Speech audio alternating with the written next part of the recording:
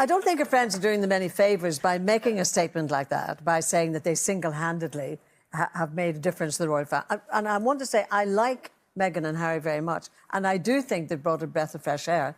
However, another friend of hers, Gina, is saying that Meghan was naive and should never have married Harry. You know, people like these friends you really don't need at all. But going back to the documentary at the weekend, and I watched it twice, saw it by myself first of all, and then with my husband. And at the time, I kept saying to him, they're going to regret saying this, because I think they did a wonderful job in Africa. It was a really good trip.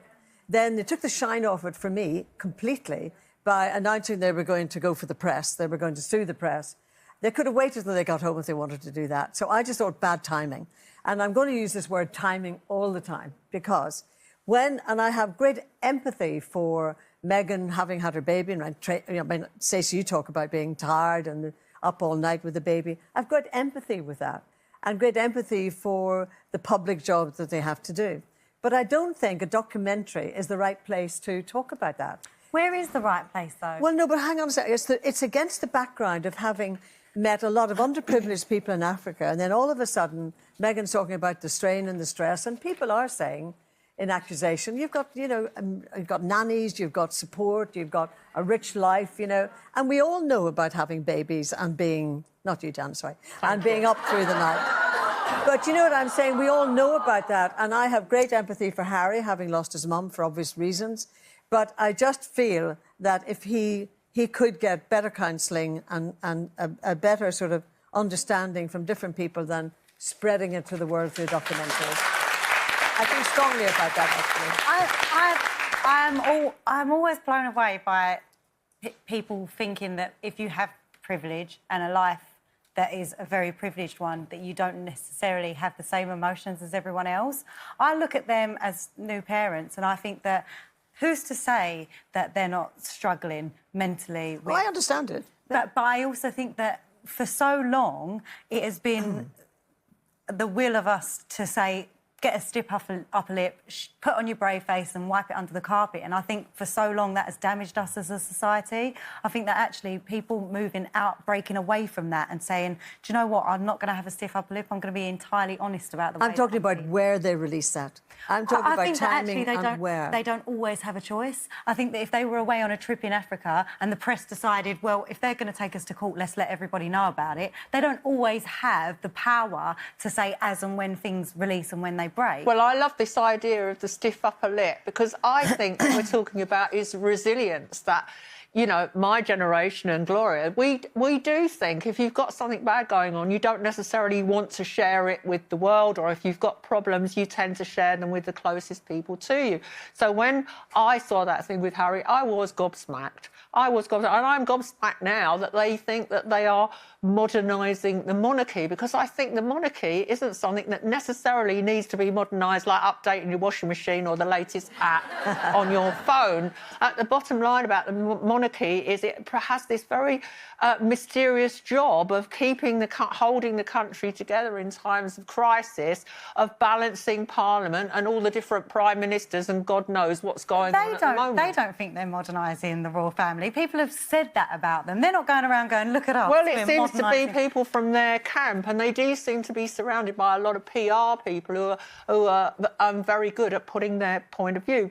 But I'll say one thing. I do feel that Meghan, who has got a very young child, is in a difficult position and is probably unused to the attention, even though she was an actress and everything else. But I think another thing, that purple dress she had on at the Royal Albert Hall. Oh, here it comes, folks. That is the dress that she wore when she was 6 months pregnant with Archie. And in the Australian press at the moment, a few days ago, she's on the front page of one of the biggest women's magazines, and they're saying that she's pregnant. And the British media are starting to print rumours like that. I think as well. Even that is just atrocious. Hold on a second. Even if she is pregnant, yes. I think it's atrocious to think that you can just bat those things about. You don't know what her situation is, whether everything's safe, whether everything's well. I know what you're saying, Stacey, but they've always done that. The royals can't go anywhere without people doing that. Thank God that they're going, actually, I'm going to challenge that, because I don't think it's right. And actually, I'm going to...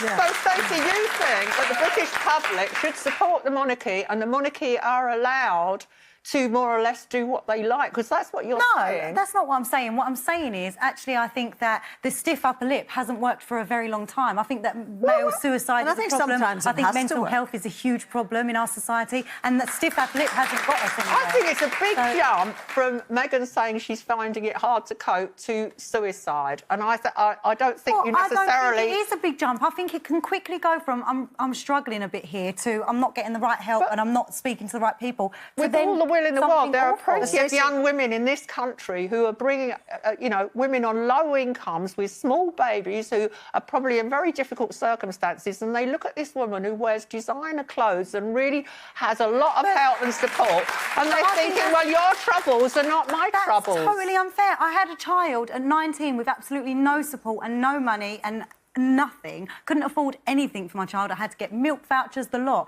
I've had 2 children since then, outside of that, in a much more comfortable position, in a much more privileged position, but I can honestly tell you that I've felt the same feelings each time. I have struggled with my mental health equally each time, regardless of my circumstances. But Stacey, you weren't talking about it on a national but I would. documentary. If I thought it helped other people, and if I thought that it would make somebody say, actually, I need to have a look at myself and I need to speak to people and I need to find help, then I would. Well, I believe that the No, royal but aren't family they saying that it's that they're sick of what the papers are printing, aren't they? They are sick of it. If I was in their position, I would go, listen, we don't want to deal with this anymore, so we need to take ourselves away for 2 or 3 months and deal with all of this in private on our own because you're just spouting rubbish about us.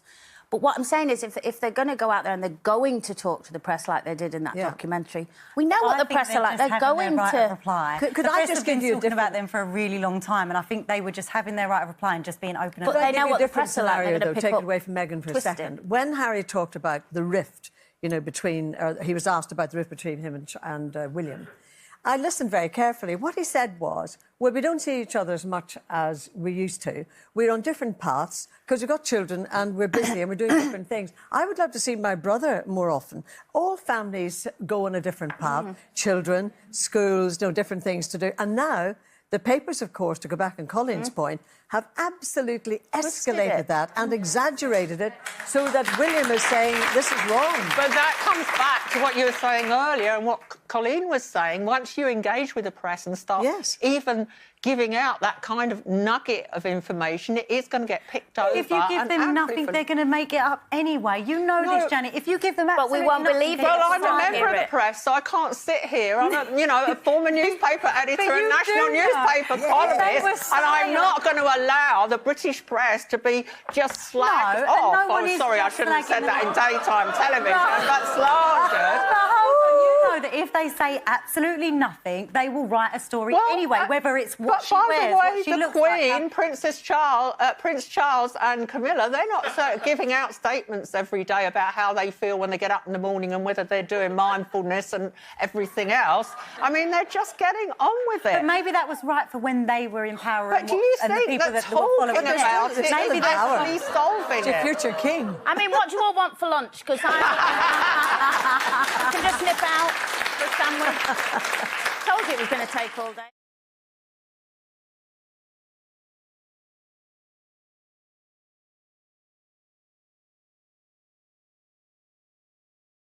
There they go again. So-called friends claiming Meghan was naive for marrying Harry, please.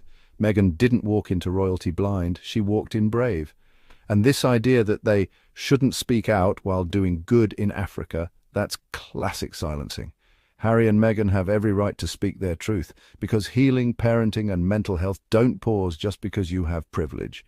Saying they took the shine off the trip, nah, the press did that.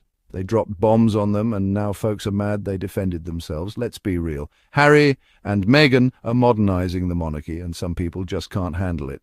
They're authentic, they're bold, and they're done with the stiff upper lip nonsense. Good for them. If you stand with Harry and Meghan, hit that subscribe button and show some love with a super thanks. Royal Sussex Squad is just getting started. Let's keep speaking the truth.